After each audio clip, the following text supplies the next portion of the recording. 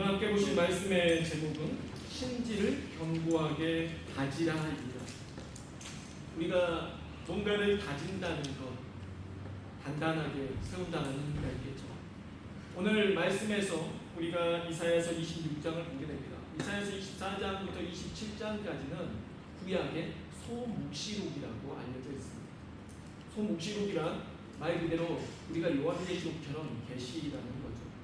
이 24장부터 27장에 보면은 내용에서 마지막 때, 그러니까 그 당시의 시대에 이 북이스라엘이 망하고 그리고 전체 주변의 근동의 나라들이 망할 때 남유다도 이제 망해야 하는 그 지점에 놓였습니다.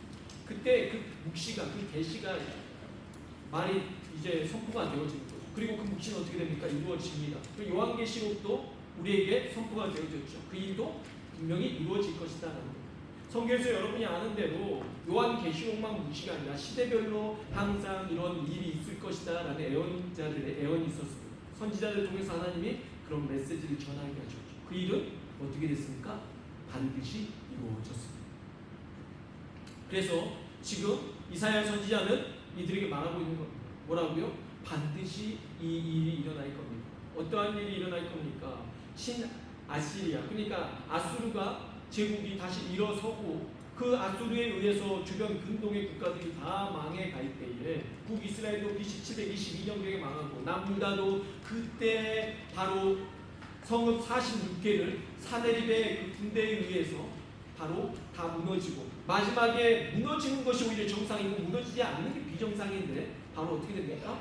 무너지지 않게 됩니다. 그 이유가 무엇이라고 말하냐면 히스기야라는 한 왕이 하나님 앞에 회개하며 벽을 향해서 기도했을 때에 하나님께서 그가 죽을 운명이었지만 그의 죽는 인생도 더 살도록 늘려주셨을 뿐만 아니라 그의 인생만 늘어난 게 아니라 국가적인 인생 또한 인생이 늘어나게 된 겁니다. 안 그랬으면 망했어야 되죠. 그런데 그 한 사람의 기도가, 그 회개가 어떻게 된 겁니까? 자기의 운명 또한 늘려버리게 되고 그리고 국가적인 그 멸망의 시기도 늦추게 되는 놀라운 역사가 일어난 겁니다. 이게 비정상적인 거죠. 어떻게 해야 돼요? 바로 하나님을 믿고 의지했을 때, 그리고 그가 회개하며 기도했을 때 그런 놀라운 역사가 일어나는 것입니다. 이사야서 26장 3절 말씀 많이 암송하고 꼭 암송해야 될 말씀입니다. 주께서 신지가 견고한 자를 평강하고 평강하도록 지키시니 이는 그가 주를 신뢰함입니다. 이전 성경은 의뢰하다, 그래서 내가 주님을 믿다, 의지합니다, 내가 신뢰합니다라는 뜻입니다. 우리가 샬롬, 평화라고 합니다. 여기서 평강하고 평강하도록, 그러니까 샬롬 두 번이죠. 샬롬 샬롬. 평강하도록, 평강하고 평강하다 무슨 뜻입니까? 완전한 평안, 진정한 평안. 그냥 겉으로만 아이고 안녕하시죠, 잘 계십니까? 그러면 우리가 그냥 네, 잘 지냅니다 이런 평안 말고요, 진심으로 내 마음의 평안, 내 영혼의 평안, 흔들리지 않는 평안. 이 평안은요, 갑자기 집안에 무슨 일이 나도 어떤 내 삶에 어떠한 큰 일이 일어나도 흔들리지 않는 내적인 깊은 평안입니다. 본질적인 평안입니다. 이 평안은 흔들리지 않는다는 겁니다. 자, 왜 흔들립니까? 왜 흔들려요? 흔들리는 거는 내가 바라보는 것이 흔들려서가 아니에요. 내가 흔들리니까 흔들리는 거예요. 내가 흔들리니까 흔들리는 거예요. 근데 우리는 말을 하죠. 하나님께서 흔들리시기 때문에 내가 흔들립니다. 자녀들이 요즘에 끄떡하면 부모님들 핑계를 대는 거예요. 엄마 때문이야, 아빠 때문에. 그죠? 본인들이 문제이기 때문에 흔들리는 거지, 자신들의 삶에 문제가 생기는 거지 누구의 탓이 아닙니다. 근데 우리는 하나님께 탓을 돌리는 거죠. 하나님 때문에 우리의 인생이 이렇게 됐어요. 내가 흔들린 걸 생각하지 않는 거죠. 오늘 이 이사야는 마치 시인이죠. 그가 이 시와 같은 글에서 이렇게 남기는 거죠. 내가 여호와를 의지하구나, 내가 여호와를 신뢰하리니 내가 흔들리지 않을 것입니다. 주께서 심지는 무엇입니까? 내 마음이죠. 내 마음을 평강하고 평강하도록 지키신 이는 내가 주를 신뢰하기 때문입니다. 내가 주님을 믿기 때문입니다 라고 말하는 겁니다. 이사야서 26장 4절 말씀, 너희는, 제가 이건 너무 짧아가지고 함께 했으면 좋겠어요. 그래서 한번 주일학교 때 가르쳤던 걸 떠올리면서 한번 생각해봤어요. 따라합시다. 너희는 너희는 다 따라하세요. 손동작 따라. 이거 맨날 하는 거 아니야. 제 1년 365일 하는 거 아니잖아. 따라하세요. 자, 너희는 여호와를 영원히 영원히 신뢰하라. 주 여호와를 영원히 하자. 주 여호와는 영원한 반석이 되시리라. 다시 한번 하겠습니다. 너희는 그래서 너희는 여호와를 영원히 신뢰하라. 신뢰하는 거죠. 자, 주 여호와는 영원한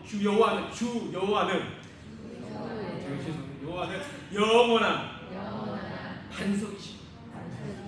무슨 말입니까? 우리가 주 여호와를 영원히 신뢰하면 주 여호와는 우리의 영원한 반석이 되신다.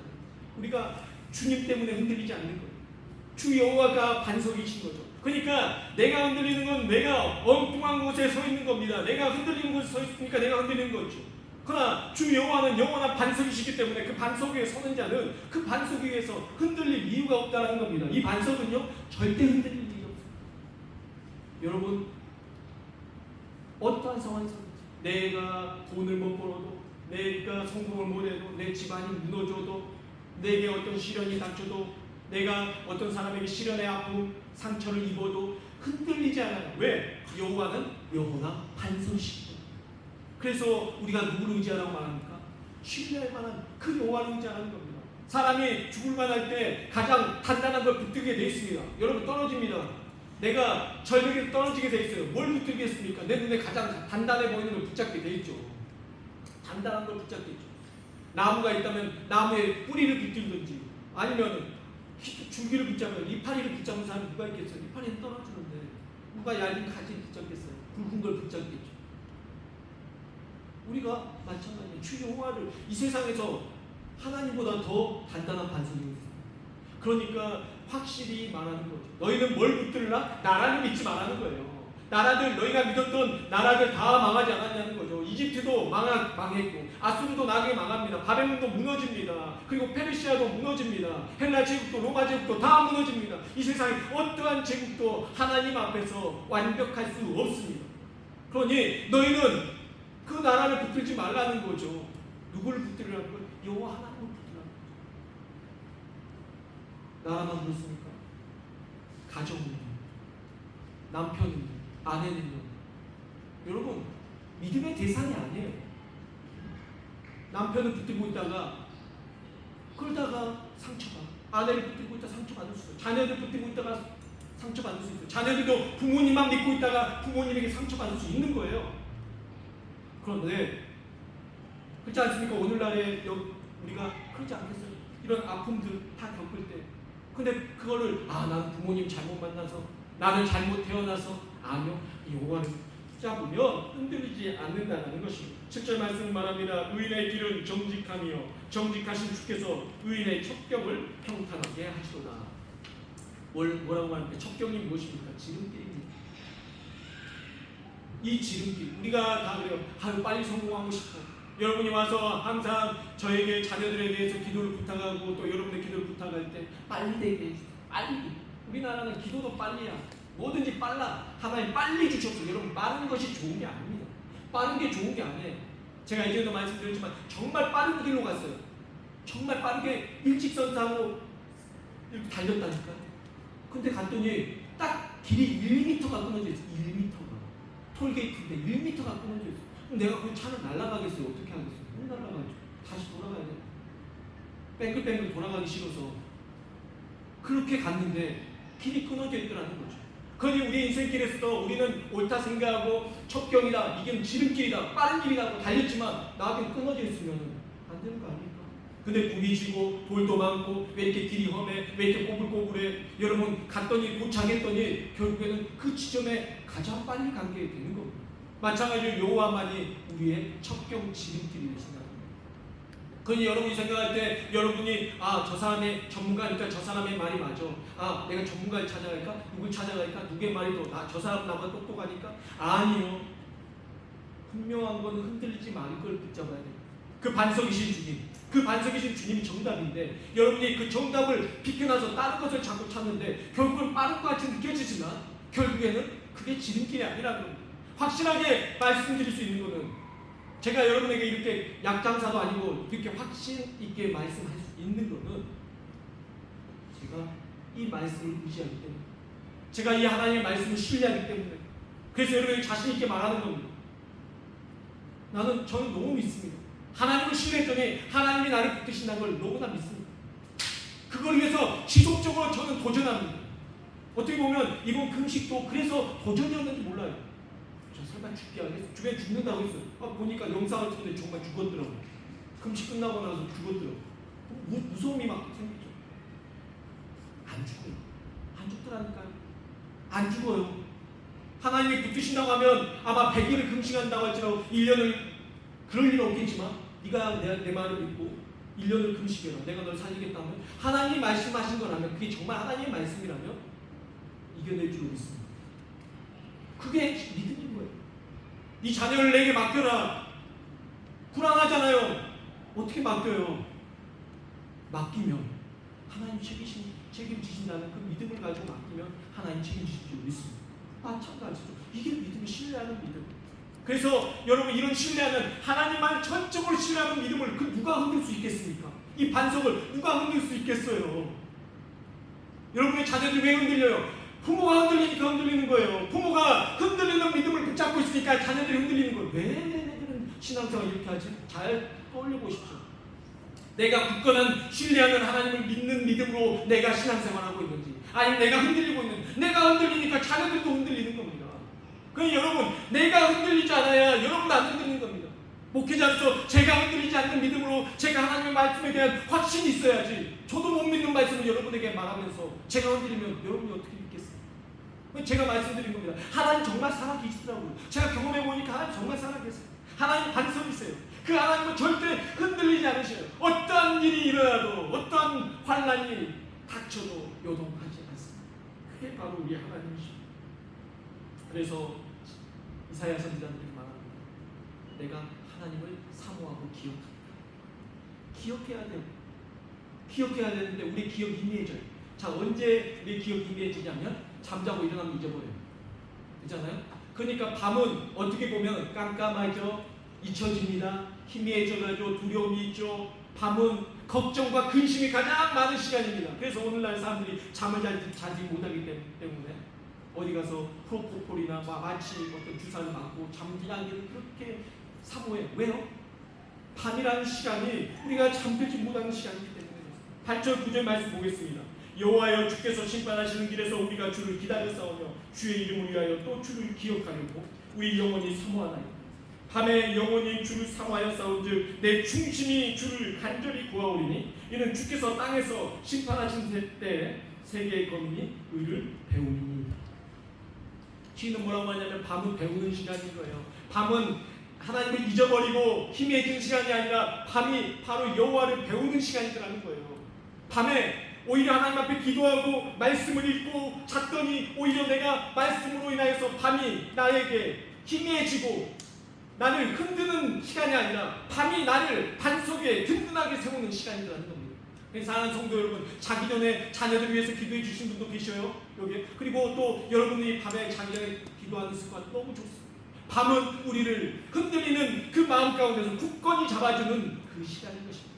이사야 선지자가 남들은 밤이 두려워요, 밤이 무서워요, 밤에 기억이 사라질지라도 우리는 이사야 선지자처럼 밤을 붙잡고, 옛날 노래 중에서 이 밤의 끝이자 이 밤의 끝이지 않는다. 하여튼 내가 이 밤에 주님을 붙잡고 가요표 말하죠. 가요 웃기려고 중간에 너무 여기 터져가지고 정신 못 차리길래 저 죽는 것 같아서 말씀해요. 밤에 우리가 누굴 붙잡아야 돼요? 밤을 붙잡는 게 아니라 주님을 붙잡는 것이죠. 10절 말씀입니다. 악인은 은총을 입을지라도 의를 배우지 아니하며 정직한 자의 땅에서 불의를 행하고 여호와의 위엄은 돌아보지 아니하는 것. 자, 악인은 뭘 입어도요? 은총을 입어도 은혜를 입어도 그걸 돌아보지 않는다고요. 그리고 뭐하지 않는다고 의를 배우지 않는다고요.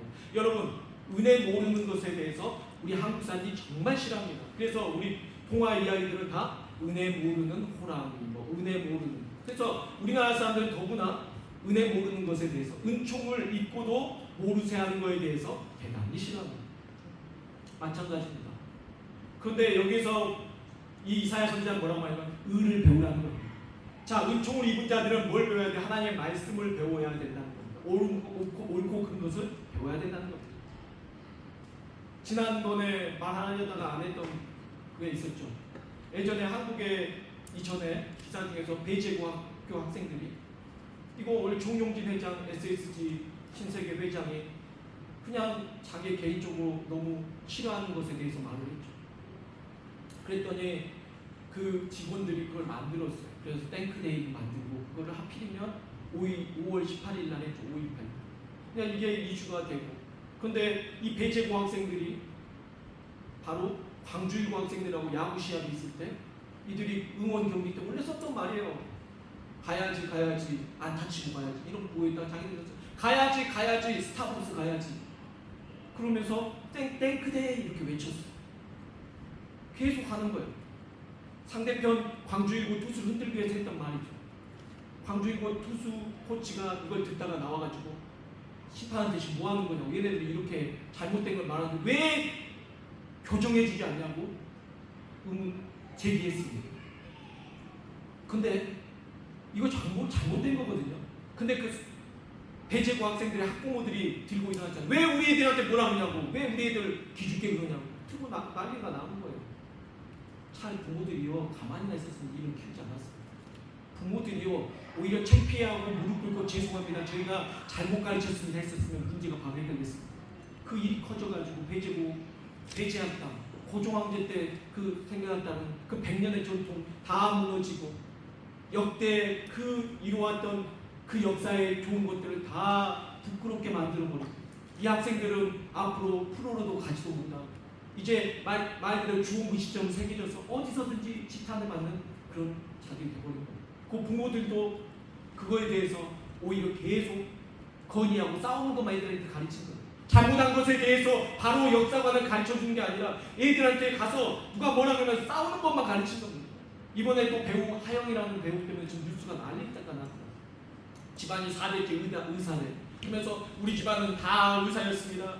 우리 증조부 때부터 의사였습니다. 막 자랑을 한 거죠, 아버지가. 그러니까 그거를 배워왔던 자녀가 나와서 방송에서 그 말을 했는데 알고 봤더니 자기 할아버지가 친일파였다고.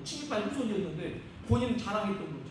그 아버지가 일제강점기 시대에 일본 문화와 한국 문화를 융합해야 된다라는 이런 운동을 펼치는데 같이 들어가서 했고, 이완용과 그 있었던 어떻게 보면 가장 우리나라에서 지탄받을 사람들하고 함께했던 그 어떻게 부끄러운 역사고 자기 조상에 대해서 감춰야 되는데 자랑하다. 참 문제가 된 건 자랑을 안 하고 말 안 했으면 문제가 아니죠. 말한 거. 중요한 건 아버지도 몰랐대요. 이번에 알게 됐습니다. 누구의 잘못입니까? 자랑한 사람의 잘못도 있지만 문제는 가르치지 못한 부모의 탓도 큰 것입니다. 제대로 가르치지 않는 거예요. 제대로 된 역사관을 가르치지 않는 겁니다. 무엇이 옳은지 제대로 가르치지 못한 겁니다. 이게 문제가 되는 겁니다. 바로 가르치지 못한 거예요. 그래서 문제가 됐죠. 오늘날 유튜버들이 계속 뭐라고 말하는 줄 압니까? 우리나라의 그 일제강점기 시대에 끌려갔던 그 여성들은 매춘하고 갔다 이렇게 말을 하고 하는데 지금 현재 후손들이 그걸 보고 배우면서 아 그렇구나.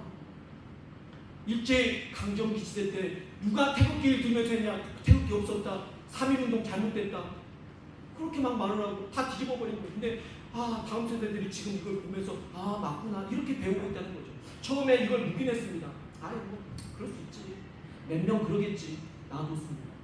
2명, 3명, 4명 커지더니 나중에 이게 기정사실화 되는 겁니다. 한 무리가 생겨난 겁니다.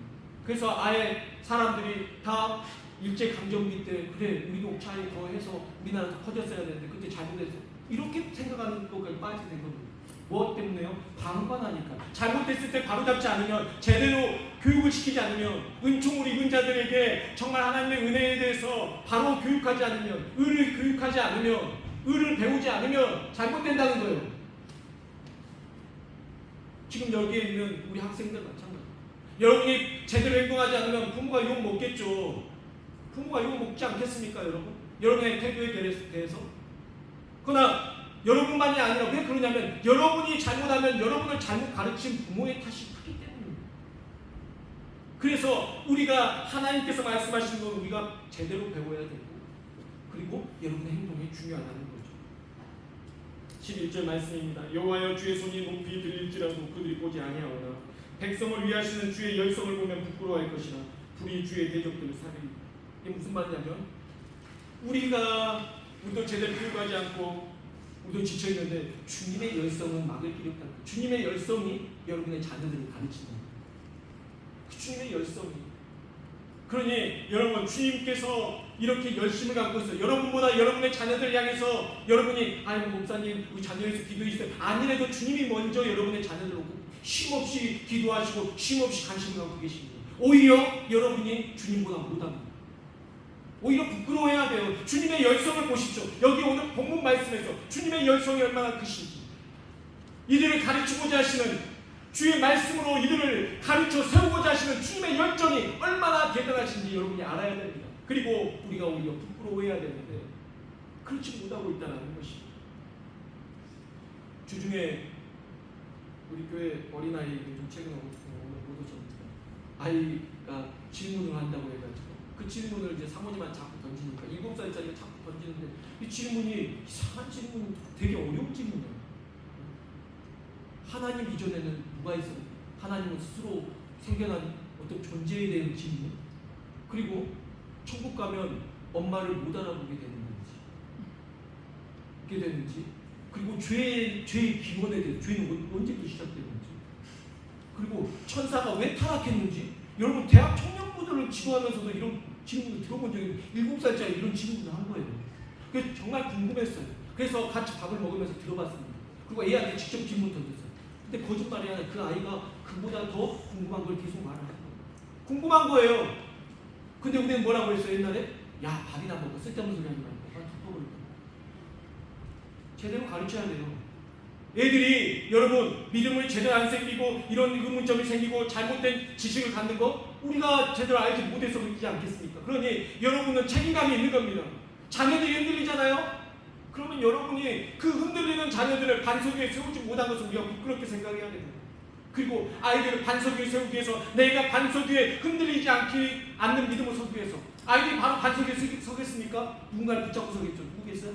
부모님이겠죠. 그러면 부모님은 어디에 서 있어야겠습니까? 여러분의 신앙은 반석 위에 서 있어야겠죠. 주께서 심지가 견고한 자는 평강의 평화로 지키시니 이는 그가 주를 신뢰하기 때문입니다 하는 그 반석 위에 여러분이 서 있으면, 여러분의 자녀들이 여러분을 붙잡으면 그들도 흔들리지 않겠죠. 근데 여러분이 요동을 치는데, 여러분의 신앙이 맨날 왔다 갔다 하는데, 여러분이 반석 위에 서지 못했는데 누굴 세워주겠습니까? 그러니 사랑하는 성도 여러분 바로 서십시오.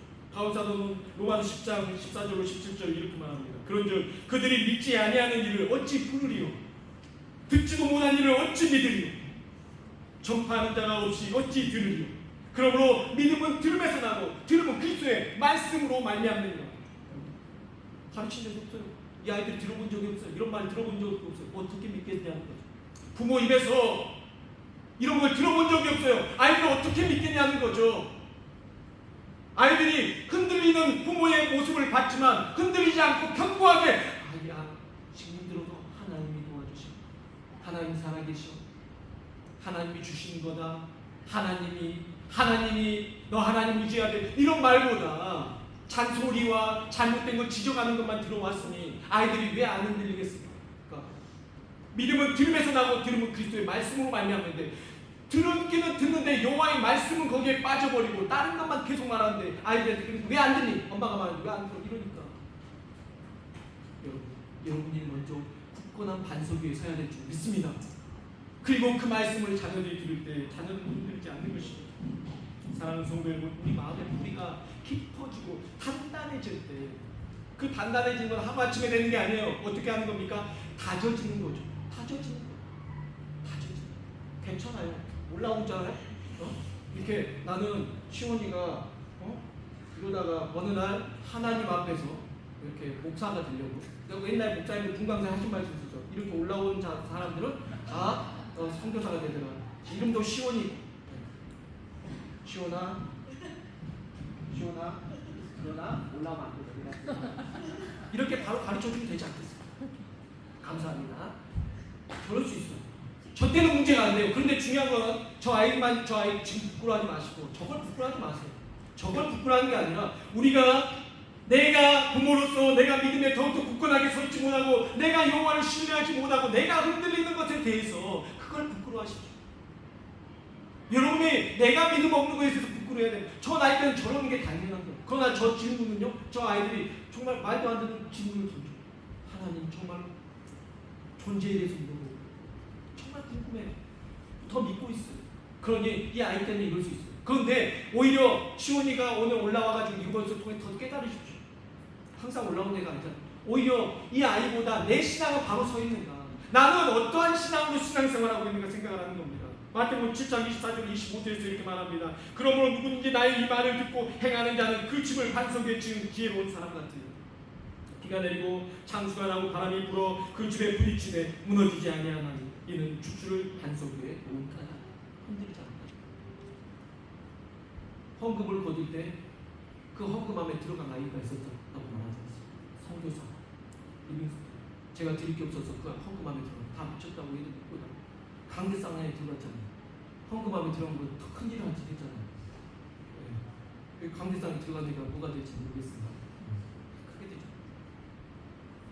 중요한 건 우리가 하나님 앞에 우리의 모습을 봅시다. 우리는 어떠한 신앙가를 우리는 정말 주께서 심지가 견고한 자를 쓰시는데 내 신앙은 정말 그 견고함 가운데 다져져 있는지. 풀밭이요, 그냥 걸어갈 때는 풀밭이요, 자주 걸어가다 보면 다져지죠. 또 걷고 단단해지지 않겠습니까? 그러니 여러분이 믿음의 길로 계속 걸어가면은 그 길이 단단해지지 않겠습니까? 그 단단한 길로 여러분의 자녀들도 걸어가지 않겠습니까? 여러분의 후손들도 걸어가지 않겠냐는 말입니다. 그러니 여러분이 주께서 진지한 견고한 자를 평강하고 지키시니까 여러분이 주님을 신뢰하는 믿음으로 그걸 더욱더 견고하게 다지라는 것입니다. 그래서 오늘 말씀의 제목은 주께서 신지가 견고하게 다져주시는 그런 여러분의 신앙이 되길 소망합니다. 자녀들과 더 다져주십시오. 반석에 서십시오. 강하게 서십시오. 그래야 이 아이들을 붙들어줄 수 있습니다. 그래야 이 다음 세대들을 바른 길로 이끌어줄 수가 있습니다. 기도하겠습니다.